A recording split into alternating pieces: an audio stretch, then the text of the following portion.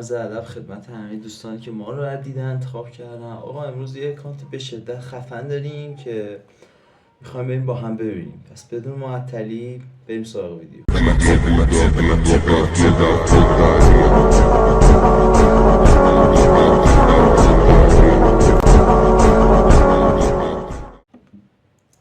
خب آقا قبل اینکه بریم و اکانتو نشون بدیم به نظرم خوبه که یه توضیح بدم در این مورد.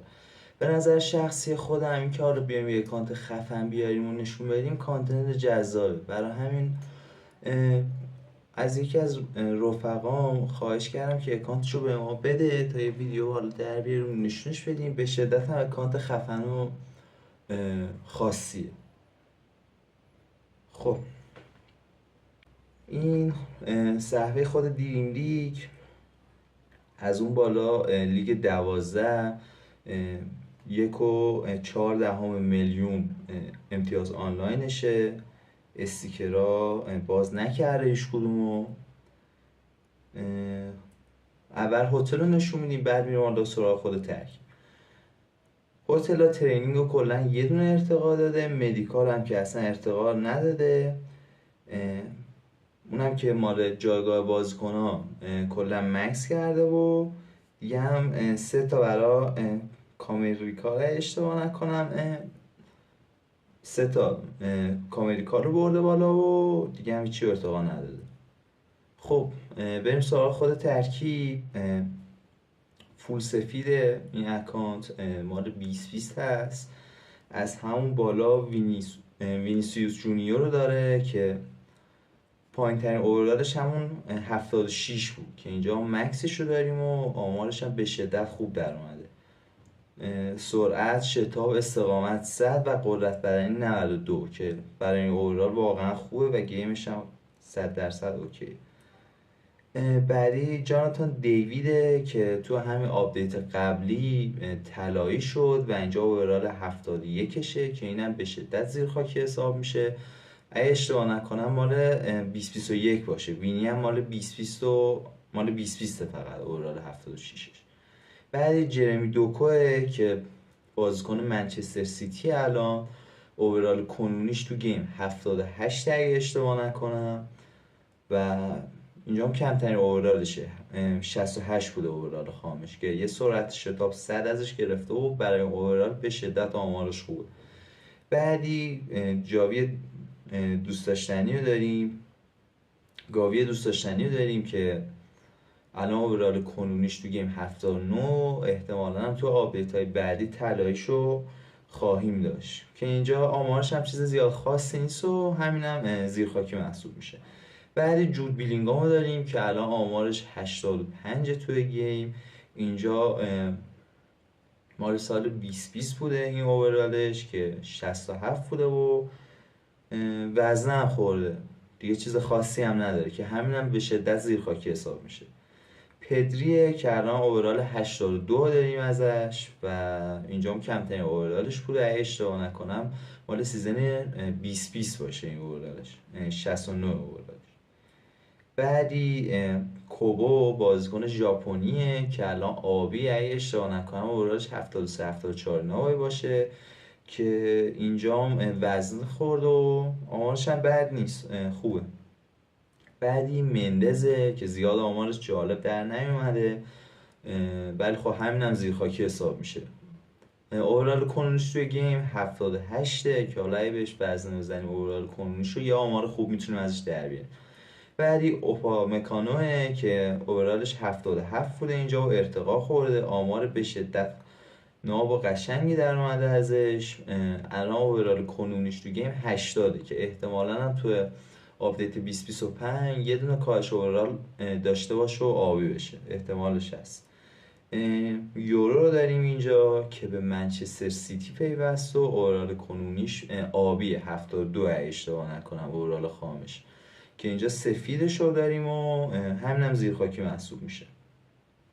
خب روی نیمکت یه بن یدر رو داریم که چیز خاصی نیست، آلبرتو رو داریم که چیز خاصی نیست، بینیره اگه اشتباه نکنم بازیکن اهل برزیل که وزنه خورد و آمارش هم بد در نیومده. بعدی لوکا اشتباه نکنم بازیکن اهل فرانسه هست و قدش هم بلنده، قطعا برای سرزنی و کورنر و اینا میتونه کمکمون بکنه. بعدی دفاع راست ذخیره منسیتی رو داریم که اوورال کنونیش هم تو گیم فکر کنم همین باشه، این هم چیز خاصی نیست. بعدی توماسه که همین هم چیز خاصی نیست و ارتقا خورده و مکس شده. بعدی توره اشتباه نکنم که قد بلندترین بازیکن دیریم لیگه و این هم چیز خاصی نداره دیگه، آمارش هم وزنه خورد و اوکیه. بعدی ایها تارن اشتباه نکنم بازیکن اهل هلنده که این هم چیز خاصی نداره دیگه، ارتقا خورده و مکس شده. بعدی لاپ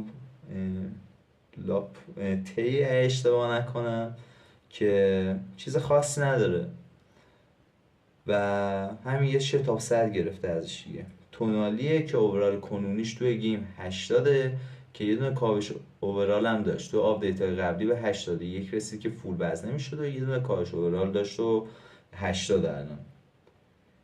خب این دروازه‌بانی که چیز خاصی نیست، این بازیکن هم که چیز خاصی نیست. لوپز رو داریم که الان اوورالش 74-5 و آبی شده و خب همین هم زیر خاکی حساب میشه. بعدی این دفاع اهل بلژیک اشتباه نکنم که این هم چیز خاصی نیست، اوورال کنونیش هم 74 گرفته که این دوستمون مکس کنه این بازیکن.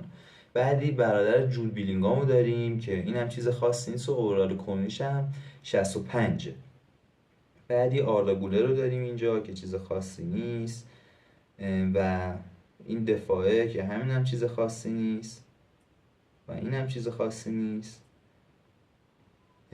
و بازیکن بعدی هم وینگر اهل ایتالیا است که سرعت شتابش به شدت خوبه و قطعا هم آمار خوبی ازش در میاد، سرعت شتابش قطعا 100 میشه. دل علی دوست داشتنی و دیاو اشتباه نکنم که سرعتش به شدت خوبه برای فول سفید، بازیکن خیلی خوبیه. بعدی ماریانوه که چیز خاصی نداره و ماریانو هم که هست میشه تو آپدیت های بعدی. بعدی این بازیکن ترکیه‌ایه که پستش مهاجم سایه است، کاری باش نداریم. بعدی راکه اشتباه نکنم که این هم چیز خاصی نیست و کاری باش نداریم. بازیکن بعدی کوارسیه که اوورال کنونیش توی گیم 72 و این دوستمون سفیدشو داره و این هم زیر خاکی حساب میشه. یعنی اون زیر میرا بازیکن خاصی نیست و بریم تو شاپ رابرتسون رو بخریم، به ارتقا تبدیل کنیم، یه ارتقا بزنیم و دیگه هم ویدیو تموم کنیم.